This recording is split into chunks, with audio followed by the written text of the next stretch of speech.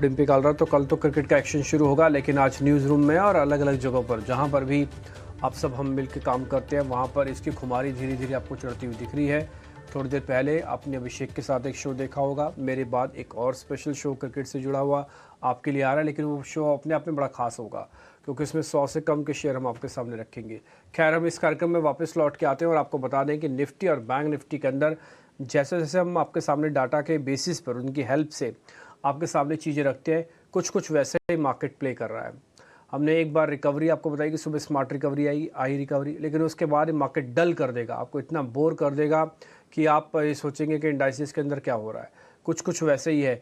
पिछले करीब 2 घंटे से निफ्टी के पास 30 पॉइंट्स का भी मूवमेंट नहीं आ रहा, जबकि पहले सिर्फ 10 मिनट में निफ्टी ने 60 पॉइंट की रिकवरी करके आपको दिखा दी।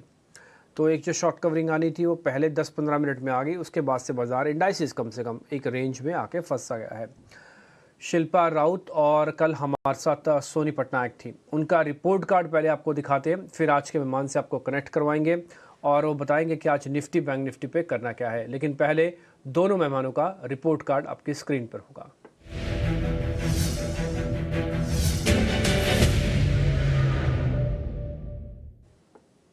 और हमने आपसे कहा भी था कि दोनों मेहमानों का हम रिपोर्ट कार्ड आपको अलग अलग करके दिखाएंगे। एक बार पहले शिल्पा राउत का रिपोर्ट कार्ड आपकी स्क्रीन पर है। कल उन्होंने आईजीएल की कॉल दी थी 480 की, 40% का गेन। गोदरेज प्रॉपर्टीज़ की एक पुट दी थी, 10% का गेन। सन टीवी उन्होंने कहा था उनको लगता है कि इसमें बहुत बढ़िया ट्रेंड बन रहा है, 1.5% का गेन वहाँ से आपको। तो शिल्पा के ज़्यादातर ट्रेड 3-4 सौदे थे उनके, जो उनसे हमने बातचीत करके पता किया था, उसका रिपोर्ट कार्ड हमने आपके सामने रख दिया। अब सोनी पटनायक का आपको दिखाते हैं। सोनी पटनायक ने कहा था कि गेल पे उनका बहुत ट्रस्ट है, 3% का गेन। कमिंस बेचने की रिकमेंडेशन थी, करीब 1% का गेन वहाँ से आया। अगर आप इन दोनों मेहमानों के रिटर्न्स को जोड़ दें, मैं सिर्फ ऑप्शंस को हटा देता हूँ क्योंकि वहाँ पे एबनॉर्मल्स गेंस होते हैं 40-40, 50-50% के। अगर आप नॉर्मल भी देखें तो इससे बेहतर आपको और कहीं गाइडेंस मिल नहीं पाएगी, इससे बेहतर आपको तरीके से हम रख नहीं पा रहे। आप मेहमानों का इंटेलिजेंस देखिए कि खरीदने और बेचने वाले सेम शेयर है मार्केट के अंदर, और ऐसा नहीं है कि कल हमने बहुत ख़राब क्लोजिंग दी थी। कल हम एक रेंज में था इंडाइसिस के, आज हमने गैप डाउन किया, उसके बावजूद भी 12 से 12 का ये रिपोर्ट कार्ड हम आपके सामने रखते हैं। यानी कि बाज़ार अगर आपको शेक भी कर रहा है तो ये हमारे जो मेहमानों के ट्रेड्स हैं ये कहीं ना कहीं आपको बचाने का काम भी कर जाते हैं। इसलिए इस कार्यक्रम को बिल्कुल मिस नहीं करना चाहिए। इस कार्यक्रम में हम कोशिश करते हैं छठे छठाए 2-4 शेयर आपको दें, लेकिन उससे आपका काम बन जाए। निफ्टी फ्यूचर्स का समय आंकड़ा अपनी स्क्रीन पर देख पा रहे हैं। चंदन तापड़िया जी भी हमारे साथ जुड़ गए हैं, वो आपको थोड़ा गाइड करेंगे क्या करना चाहिए। आज टिपिकली थोड़ा अनवाइंडिंग का प्रेशर है, ये 3-3.5% का ओपन इंटरेस्ट घटा है इसके अंदर, और 2 दिन की शॉर्ट कवरिंग के बाद अनवाइंडिंग का प्रेशर आने का मतलब है कि बाज़ार को भी और समय लगेगा इस रेंज से ब्रेकआउट या ब्रेकडाउन होने में।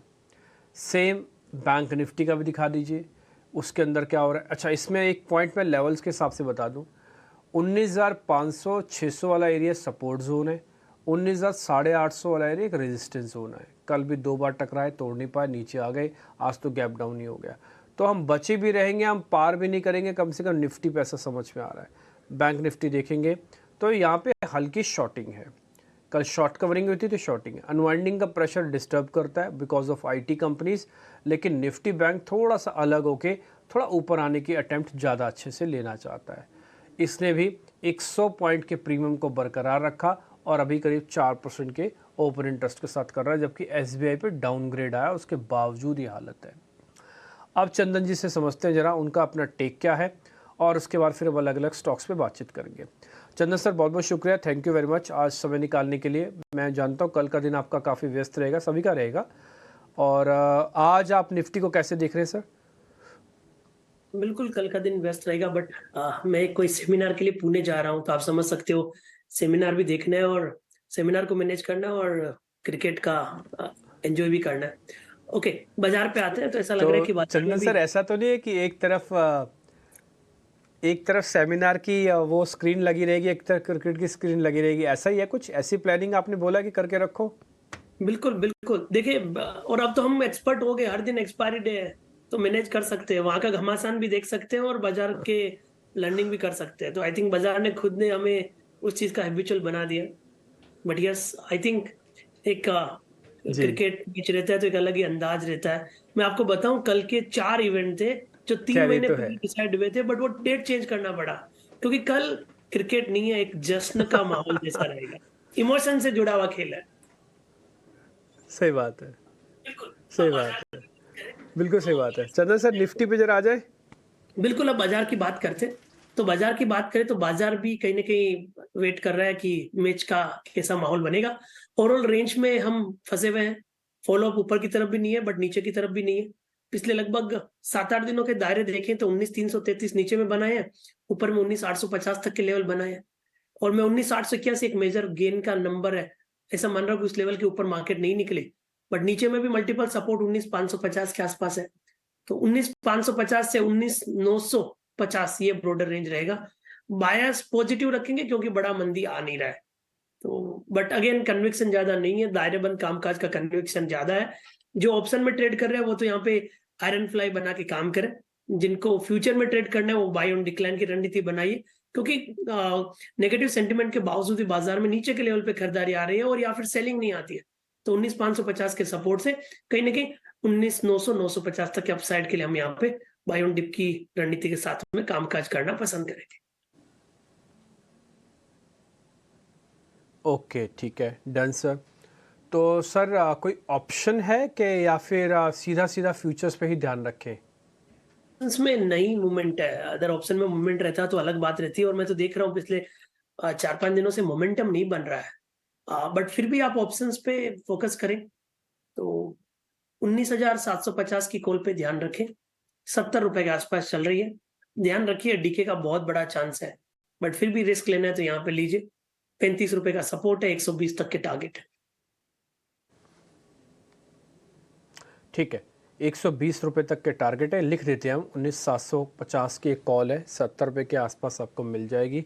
120 का टारगेट है, ₹35 का स्टॉप लॉस है। लेकिन ये एक ही दिन में आपको पता लग जाएगा, ये अगर डिके यानी कि गलने जा रही है या फिर ये चल जाएगी। तो अगर ये डिके हो रही है ना, तो भले तब आप स्टॉप लॉस का भी वेट मत करना, निकल आना बाहर।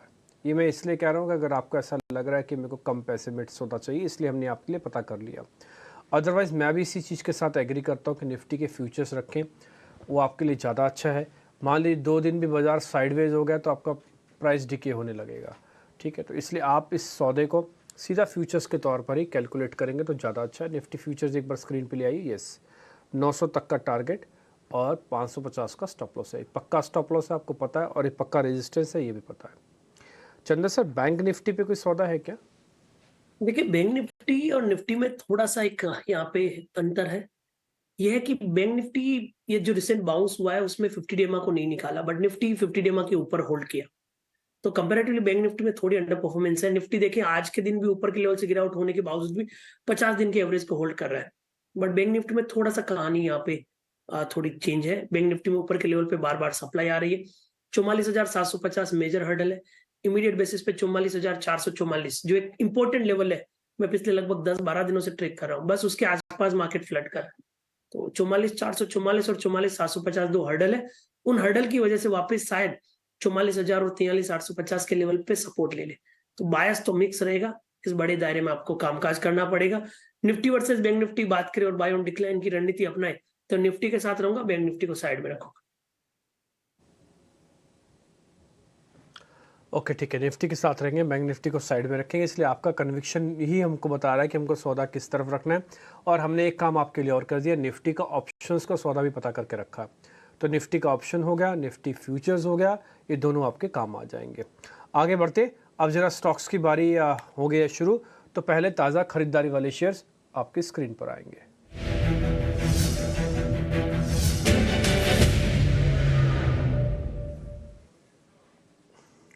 सर, बैंक निफ्टी पे आपने मना कर दिया, लेकिन बैंक निफ्टी का एक अच्छा कंपोनेंट है इंडसइंड बैंक, वहाँ पे कुछ खरीदारी हो रही है करीब 1.5% के आसपास की। और दूसरा है टाटा कंज्यूमर्स।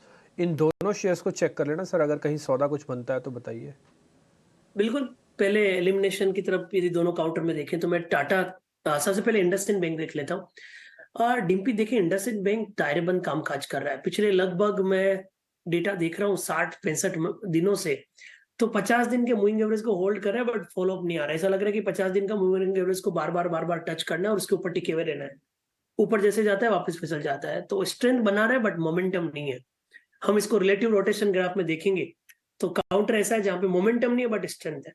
तो स्ट्रेंथ है इसलिए बाय ऑन डिक्लाइन रखनी पड़ेगी, मोमेंटम नहीं है, इसके लिए ऊपर के लेवल पे चढ़ के ट्रेड नहीं लेंगे। तो ओवरऑल पॉजिटिव बायस है बट मोमेंटम मिसिंग है, तो क्वांटिटी कम रखें।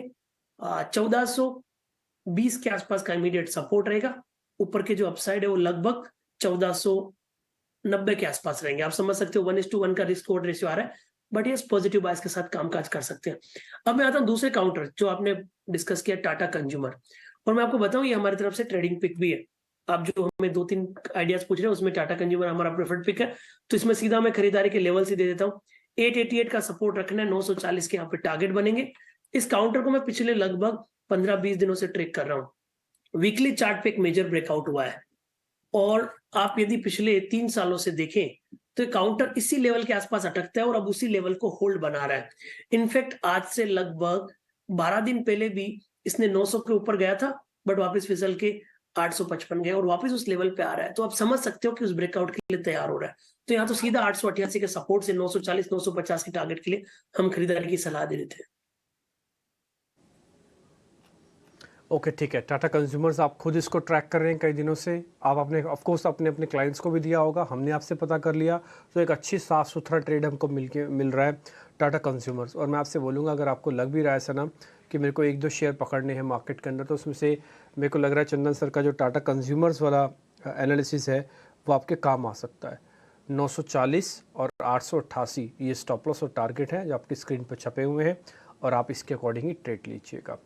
आगे बढ़ते हैं। एक शेयर हमने आज सुबह 10 बजे के आसपास नोटिस किया था, वो था यूनाइटेड स्पिरिट्स। आज अच्छा मूव दे रहा है ये, और ये थोड़ी शॉर्ट कवरिंग भी करवा रहा है। दूसरा है चोला फाइनेंस। इन दोनों शेयर को चंदन सर एक बार चेक कर लेना, ये शॉर्ट कवरिंग के कैंडिडेट है, यूनाइटेड स्पिरिट्स और चोला फाइनेंस। ओके, तो सबसे पहले मैकडॉवेल की बात कर रहे हैं, और मैकडॉवेल भी हमारे रिकमेंडेशन में आज जो 2 काउंटर हमने ढूंढे, एक तो टाटा कंज्यूमर है, दूसरा मैकडॉवेल है। तो बस मैकडॉवेल आप जिक्र कर रहे हो, मैं समझ सकता हूँ कि आप कितना एफर्ट डालते हो, कि जो कॉल्स हम समझ रहे हैं, जो समझ में आ रहा है, वो ऑलमोस्ट आपके डेटा में आ रहा है, और this is the strength of the data. So McDowell पे खरीदारी की सलाह है हमारी। 1050 का सपोर्ट है, ऊपर में 1100-1110 का टारगेट है। अब उसके अलावा आपने चोला फाइनेंस की बात की है, तो चोला फाइनेंस को देखें तो comparatively counter slow and study है, बट होल्ड बनाए हुए हैं।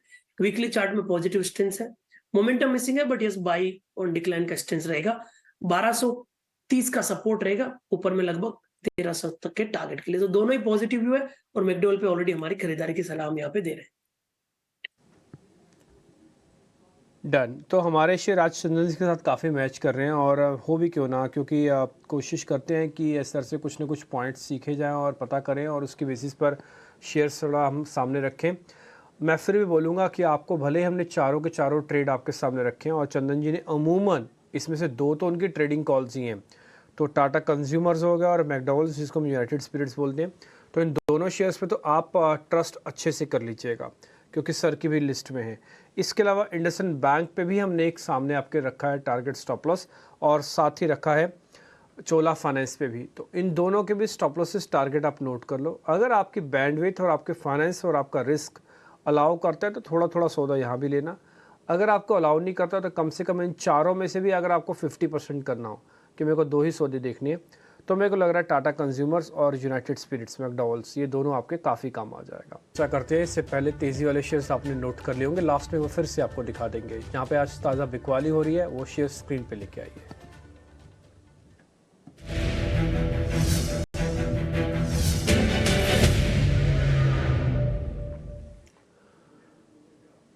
सर 2 शेयर हमने निकाले हैं। पहला है बैंक ऑफ बड़ौदा। आपको मालूम है 1-2 दिन पहले एक रेगुलेशंस की खबर भी इनके पास आई थी, तब से थोड़ा वीक हो रहा है। आज इससे भी बड़ा बैंक है एक SBI, उस पर भी डाउनग्रेड आ गया, तो 2% ये नीचे है। और दूसरा है सर इन्फो एज। इन दोनों को एक बार ज़रा चेक कर लीजिए, इन्फो एज यानी कि नौकरी, और दूसरा है बैंक ऑफ बड़ौदा। सबसे पहले नौकरी की बात करें तो नौकरी वीक स्ट्रक्चर है, और बैंक ऑफ बड़ौदा भी वीकली चार्ट में पॉजिटिव पैटर्न निगेट हुआ है, तो दोनों में बिकवाले की सलाह रखनी चाहिए। 4200 का रेजिस्टेंस है नौकरी में। डाउन साइड में जो टारगेट बन रहा है वो कहीं ना कहीं 3980 बन रहा है। बैंक ऑफ बड़ौदा की बात करें तो शॉर्ट बिल्टअप हो रहे हैं, मेजर सपोर्ट 200 है, बट उसके नीचे 197 तक के टारगेट बन रहे हैं। ज्यादा अग्रेसिव नहीं होगा, सेल ऑन बाउंस रहेगा। 208 के रेजिस्टेंस से नीचे में 195 तक के डाउन साइड यहाँ पे बन सकते हैं। ओके, ठीक है। बैंक ऑफ बड़ौदा सर, दूसरा जो शेयर है इन्फो एज, उसका target stop loss 3980, target 4200 stop loss है, यही रखे ना सर? जो टारगेट 4200 का स्टॉप लॉस और रेजिस्टेंस। ठीक है, डन है। तो इन्फो एज भी आपकी स्क्रीन पर है, बैंक ऑफ बड़ौदा भी आपकी स्क्रीन पर आ जाएगा। आप इस पर नोटिस कीजिएगा 205 के आसपास का एक छोटा सा एक स्टॉप लॉस, आपको 205 से 208 की रेंज का एक स्टॉप लॉस रख लेना है, और 197 तक का टारगेट है। ज़्यादा बड़ा ट्रेड नहीं मिलेगा, तो सेल ऑन राइज है, 205 के आसपास बेचेंगे तो आपके लिए जम जाएगा 208 का एक स्टॉप लॉस लगा के, ठीक। लेकिन आप इस चीज़ का ध्यान रखिएगा, थोड़ा बुल रन होता है और मार्केट अपने सपोर्ट्स को रिस्पेक्ट करता है, सारी नेगेटिव खबर को अंदर खाएगा, फिर वापस ऊपर लेके जाएगा। तो इसलिए जो शॉर्ट करने वाले ट्रेड है उसमें एक्स्ट्रा ऑर्डनरी आपको विजिलेंस या अटेंशन अपनी देनी होगी। कुछ तेज़ी वाले शेयर, मंदी वाले शेयर आपको नोटिस हो रहे होंगे। सर अनवाइंडिंग के शेयर्स भी है मेरे पास दो, एक है ACC, दूसरा है सर एक्साइड। एक्साइड मेरे को लग रहा है शायद आपको उसमें कोई ट्रेड मिल जाएगा, एक बार जरा चेक करेंगे सर, ACC और एक्साइड। बिल्कुल, सबसे पहले एससीसी की बात करें तो यहाँ पे रेंज बाउंड है। एससीसी में हमने कॉल राइटिंग किया विद द व्यू के ऊपर में हर्डल है, मंदी नहीं बन रहे बट कहीं ना कहीं रेंज बाउंड बन रहा है, तो इसलिए एससीसी तो मैं यहाँ पे नहीं जिक्र करना चाहूंगा। एक्साइड भी सेम वही है, तो मेरे को नहीं समझ में आ रहा कि दोनों ही काउंटर में कोई मंदी है, क्योंकि एक्साइड भी रेंज वाला बाउंड वाला काउंटर है, एससीसी हल्का सा डिप आया है बट सेलिंग का मोमेंटम नहीं है, तो आई थिंक दोनों को ही छोड़ दे तो ठीक रहेगा। ठीक है सर, दोनों को छोड़ देते हैं। हम तो खुद ही यही चाहते हैं कि आप हमको वही स्टॉक्स दें जहां पर आपको लग रहा है कि कन्विक्शन के साथ सौदा बन सकता है। ऐसे स्टॉक्स ना होने चाहिए पोर्टफोलियो में, ना ही आप उसमें से पोजीशन बनाएं जहां पर आपका कन्विक्शन लेवल हाई ना हो। इसलिए मैं एक बार वो सारी की सारी सूची आपके सामने वापस रखता हूं, और उसके बाद चंदन सर से मैं रिलायंस इंडस्ट्रीज़ के बारे में पता करूंगा। चंदन सर, इन बिटवीन आप रिलायंस के चार्ट को एक बार चेक कर लेना, और सॉरी HDFC भी, क्योंकि HDFC के नंबर्स आने हैं, तो मैं ठीक नंबर से पहले कोई ऑप्शन का सौदा तो वो भी एक बार आप देख लेना HDFC। जब तक मैं सारे सौदे जब तक हुए हैं डिस्कस, वो स्क्रीन पे लेके आता हूँ। चंदन जी HDFC बैंक और रिलायंस के बारे में आपको जानकारी इसके बाद दे देंगे। आप ज़रा लिखते जाइएगा, अच्छे से नोट कीजिएगा। पहले हमारे दो शेयर्स थे, इंडसइंड बैंक और टाटा कंज्यूमर्स, दोनों के अंदर पास हुए हम, और दोनों के में से ज़्यादा कन्विक्शन आया टाटा कंज्यूमर्स में से। वही दिखाइए टारगेट स्टॉप लॉस वाली प्लेट। फिर उसके बाद हमने यूनाइटेड स्पिरिट्स आपके सामने रखा कि ये शेयर काम का होगा, इसमें आप अच्छा ट्रेड ले सकते हैं, तो यूनाइटेड स्पिरिट्स पास हुआ। चोला फाइनेंस में भी सर ने आपको ट्रेड दिया है। बिकवाली वाले में बैंक ऑफ बड़ौदा 205 के आसपास बेचना है, 208 का स्टॉप लगा के। इन्फो एच पे 4200 का स्टॉप लगा हुआ है, ठीक। तो थोड़ी धीरे करके आप यहाँ पे ट्रेड ले सकते हैं। और ACC और एक्साइड हमने छोड़ दिया। चंदन सर HDFC बैंक और रिलायंस जल्दी जल्दी ये बता दीजिए बस। बाजार के दोनों दिग्गज काउंटर है और पूरे बाजार का दारोमदार इसी में है। HDFC बैंक की बात करें तो बॉटम तो बन गए, यहाँ पे बॉटम लगभग 1515 के आसपास बन रहा है। आई थिंक 1515 का सपोर्ट के साथ अब हल्का सा कोई पॉजिटिव ट्रिगर चाहिए, पॉजिटिव बायस रख सकते हैं 1600 तक के टारगेट के लिए। रिलायंस इंडस्ट्रीज की बात करें तो ये दिग्गज काउंटर भी कहीं ना कहीं स्टेबिलिटी दिखा रहा है। वीकली चार्ट में लोअर टॉप लोअर बॉटम के निगेशंस बने, जरूर आज कुछ नहीं मूवमेंट हुआ, बट वीकली सेटअप यहाँ पे थोड़े से पॉजिटिव टर्न हो रहे हैं। और उससे बेटर ये है कि 2300 का सपोर्ट बन रहा है, और 2300 के सपोर्ट के बाद हायर बेस 2310 बन रहा है, तो मेरे हिसाब से 2310 का ही सपोर्ट बना सकते हैं ऊपर में 2400 तक के टारगेट के लिए। तो दोनों ही काउंटर में पॉजिटिव टू रेंज बाउंड बायस है। रिसेंट के डिक्लाइन के बाद में स्टेबिलिटी आ रहा है, इसलिए खरीदारी के मौके और बेटर रिस्क रिवॉर्ड रेशियो यहाँ पे पॉजिटिव बायस सजेस्ट करते हैं। ठीक है चंदन सर, बहुत बहुत शुक्रिया, थैंक यू वेरी मच। आज आपने समय निकाला और बातचीत की, और कल आप पुणे जा रहे हैं तो हमारी बेस्ट विशेस भी आपके साथ ही हैं। बहुत बहुत शुक्रिया sir, thank you very much समय देने के लिए। फिलहाल इस कार्यक्रम से भी इतना ही, नमस्कार।